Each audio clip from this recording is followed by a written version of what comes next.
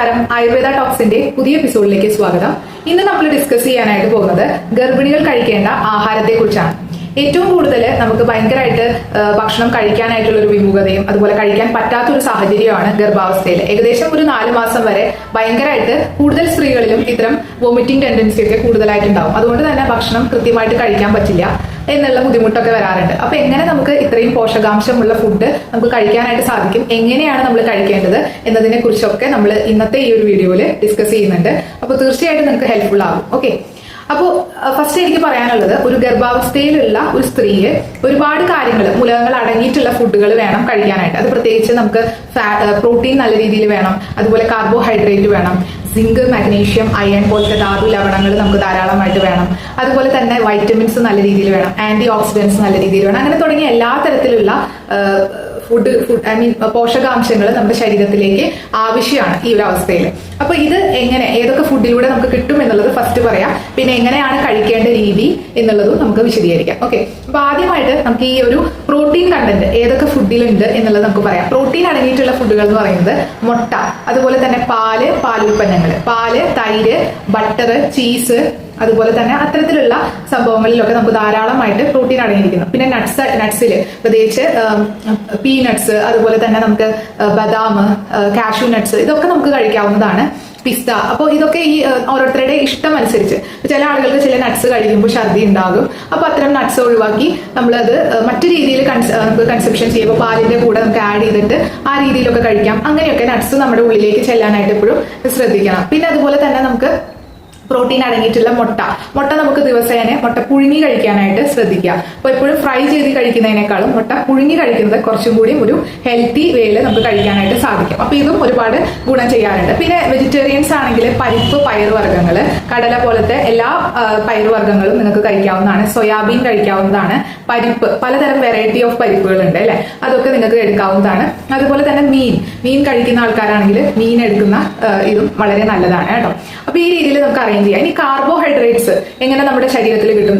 നമുക്ക് കാർബോഹൈഡ്രേറ്റ്സ് ഒരുവിധം എല്ലാ മലയാളികളിലും തീർച്ചയായിട്ടും കിട്ടുന്നുണ്ടായിരിക്കും ധാന്യങ്ങളിലൂടെ. അപ്പൊ ധാന്യങ്ങൾ എന്ന് പറയുമ്പോൾ നമ്മൾ പൊതുവെ യൂസ് ചെയ്യുന്ന ഒരു ധാന്യമാണ് അരി എന്ന് പറയുന്നത് അല്ലെ, ചോറിലൂടെ നമുക്ക് കാർബോഹൈഡ്രേറ്റ്സ് കിട്ടുന്നുണ്ട്.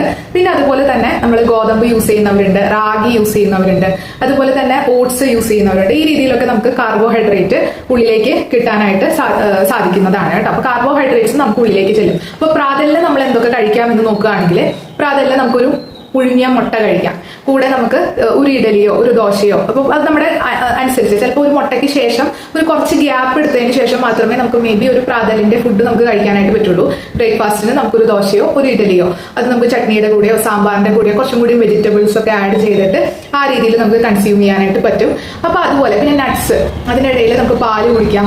ഇത് കുറെ ഇടവേളകൾ എടുത്ത് മാത്രം ചെയ്യാനായിട്ട് എപ്പോഴും ശ്രദ്ധിക്കുക. എല്ലാം ഒരുമിച്ച് കഴിക്കുമ്പോഴാണ് കൂടുതലായിട്ട് നമുക്ക് ഛർദി വരുന്നത്. കുറച്ച് ഇടവേളകൾ എടുത്ത് കഴിക്കുകയാണെങ്കിൽ നമുക്ക് ചിലപ്പോൾ ഒരു ബുദ്ധിമുട്ടും ഇല്ലാതെ ഇത് കഴിക്കാനായിട്ട് എപ്പോഴും സാധിക്കും. ഓക്കെ, പിന്നെ ഗർഭാവസ്ഥയിൽ ഏറ്റവും വരുന്ന ഒരു ബുദ്ധിമുട്ടാണ് എന്താണ്? കോൺസ്റ്റിപ്പേഷൻ ഇഷ്യൂസ്, മലബന്ധം എന്ന് പറയുന്നത്.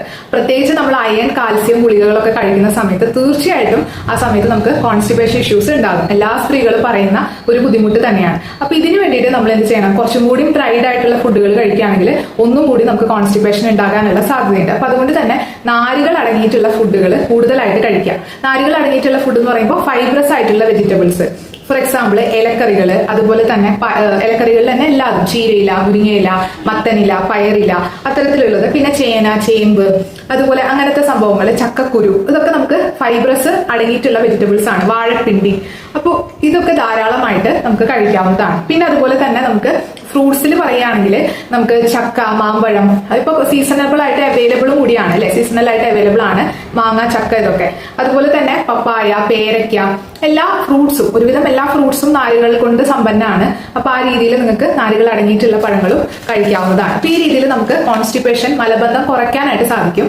അപ്പോൾ നേന്ത്രപ്പഴം, ചില ആളുകളിൽ നേന്ത്രപ്പഴം വളരെ നല്ലതാണ് നമ്മുടെ ശരീരത്തിൽ ഗർഭിണികൾ കഴിക്കുന്നത്. ചില ആളുകളിൽ നേന്ത്രപ്പഴം കഴിക്കുമ്പോൾ ഒരുപാട് കോൺസ്റ്റിപ്പേഷൻ ഇഷ്യൂസുകൾ ഉണ്ടാകാറുണ്ട്. അപ്പൊ അത്തരം അവസ്ഥയുള്ളവര് ഇതെന്ത് ചെയ്യണം? പുഴുങ്ങി കഴിക്കാനായിട്ട് ശ്രദ്ധിക്കുക. അപ്പൊ പുഴുങ്ങി കഴിക്കുകയാണെങ്കിൽ, അപ്പോൾ ബ്രേക്ക്ഫാസ്റ്റിനൊക്കെ നിങ്ങൾക്ക് ഒരു നേന്ത്രപ്പഴം പുഴുങ്ങി കഴിക്കുകയാണെങ്കിൽ ചിലപ്പോൾ ബുദ്ധിമുട്ടില്ലാതിരിക്കാനായിട്ട് സാധ്യതയുണ്ട്. അപ്പൊ ആ രീതിയിൽ കഴിക്കാനായിട്ട് എപ്പോഴും ശ്രദ്ധിക്കുക.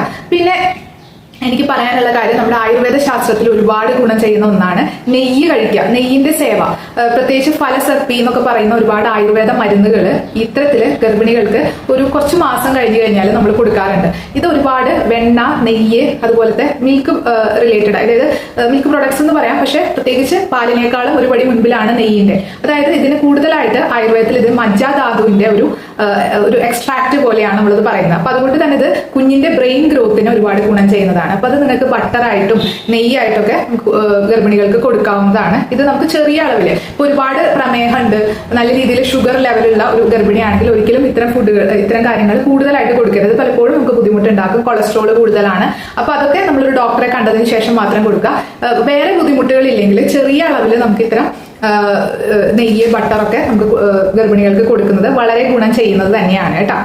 അപ്പോൾ ഞാൻ എപ്പോഴും പറയുന്നു, പ്രമേഹമുണ്ട്, കൊളസ്ട്രോൾ ഉണ്ട്, അമിതവണ്ണം ഉണ്ട്, അങ്ങനെയുള്ള ആൾക്കാർ ഇത് കുറച്ച് മാത്രം യൂസ് ചെയ്യേണ്ടത് നമ്മൾ ശ്രദ്ധിക്കേണ്ടതാണ്. പിന്നെ ഏറ്റവും അത്യാവശ്യമുള്ളത്, അതായത് ഒരു ഗർഭസമയത്ത് നമുക്ക്, അല്ലെങ്കിൽ ഗർഭിണി ആയിരിക്കുന്ന സമയത്ത് ഏറ്റവും കൂടുതൽ വേണ്ടതാണ് അയൺ എന്ന് പറയുന്നത്. ഞാൻ നേരത്തെ പറഞ്ഞു പ്രോട്ടീൻ നമുക്ക് അത്യാവശ്യമാണ്. ഏകദേശം ഒരു 65 മില്ലിഗ്രാം പ്രോട്ടീൻ ഒരു ഗർഭിണിക്ക് അത്യാവശ്യം തന്നെയാണ്. അതുപോലെ തന്നെയാണ് നമുക്ക് അയൺ വളരെ അത്യാവശ്യമാണ് ഒരു ഗർഭിണിക്ക്. അപ്പൊ അയൺ കൂടുതലായിട്ട് അടങ്ങിയിരിക്കുന്നത് ഏതിലൊക്കെയാണെന്ന് ചോദിച്ചു കഴിഞ്ഞാൽ ബീട്രൂട്ടിൽ നന്നായിട്ട് അടങ്ങിയിരിക്കുന്നുണ്ട്. അതുപോലെ തന്നെ ഇലക്കറികളിൽ, പ്രത്യേകിച്ച് ചീര, പാലക്ക് ചീര, അതുപോലെ മുരിങ്ങയില, അതുപോലെ റാഗി, എള്ള്, പിന്നെ അതുപോലെ തന്നെ മട്ടന്റെ കരള്, മട്ടന്റെ ലിവർ, ഇതിലൊക്കെ നന്നായി അടങ്ങിയിരിക്കുന്നുണ്ട്.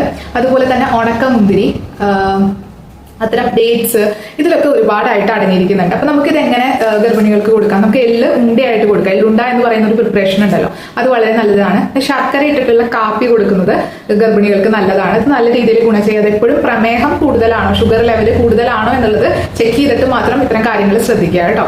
അതുപോലെ ഡേറ്റ്സ്, ഉണക്കമുന്തിരി എന്നുള്ളതൊക്കെ നമുക്ക് വളരെയധികം അയൺ വർദ്ധിപ്പിക്കാനായിട്ട് കൊടുക്കാവുന്നതാണ് കേട്ടോ. അപ്പൊ ഇതൊക്കെ നമുക്ക് കൊടുക്കാം. അതുപോലെ മാതള നാരങ്ങ വളരെയധികം ഗുണം ചെയ്യുന്നതാണ്, ഇതും നമുക്ക് കൊടുക്കാവുന്നതാണ്. പേരയ്ക്ക വളരെ നല്ലതാണ്, ഗർഭിണികൾക്ക് കോൺസ്റ്റിപ്പേഷൻ ഇഷ്യൂസ് കുറയ്ക്കാനും അതുപോലെ അയൺ കൂട്ടാനും ഒക്കെ വളരെ നല്ലതാണ്. ഇനി അതുപോലെ കാൽസ്യം, ഇനി കാൽസ്യത്തിന്റെ കാര്യമാണ് ഞാൻ പറയാൻ പോകുന്നത്. കാൽസ്യം എന്ന് പറയുന്നത് എന്താണ്? നമുക്ക് എല്ലാവർക്കും അറിയാം, എല്ലിന്റെയും പല്ലിന്റെയും മുടികളുടെ കരുത്തിനൊക്കെ കാൽസ്യം വളരെ നല്ലതാണ് അല്ലെ. അതുപോലെ തന്നെ നമ്മുടെ ഗർഭസ്ഥ ശിശുവിനും നല്ല രീതിയിൽ ആ ഒരു എല്ലുകളുടെ ഗ്രോത്ത് നല്ല രീതിയിൽ ശക്തിയുള്ള ഗ്രോത്ത് ആയിട്ട് കിട്ടാനും അതുപോലെ തന്നെ അത് മെയിൻറ്റെയിൻ ചെയ്തു പോകാനും ഒക്കെ ഈ കാൽസ്യം എന്നുള്ളത് വളരെ അത്യാവശ്യമാണ് അല്ലെ. അപ്പോൾ ഇത് നമുക്ക് എന്തിൽ കൂടിയാണ് കിട്ടുന്നത്? പാൽ ഉൽപ്പന്നങ്ങളിൽ കൂടിയാണ്, ഡയറി പ്രൊഡക്ട്സിലൂടെയാണ് കൂടുതലായിട്ട് നമുക്ക് കാൽസ്യം കിട്ടുന്നത്. ഓക്കെ, അപ്പൊ അത് നമ്മൾ നന്നായി കഴിക്കുക എന്നുള്ളത് തന്നെയാണ് അതിന് നമുക്ക് ചെയ്യാൻ പറ്റുന്നത്.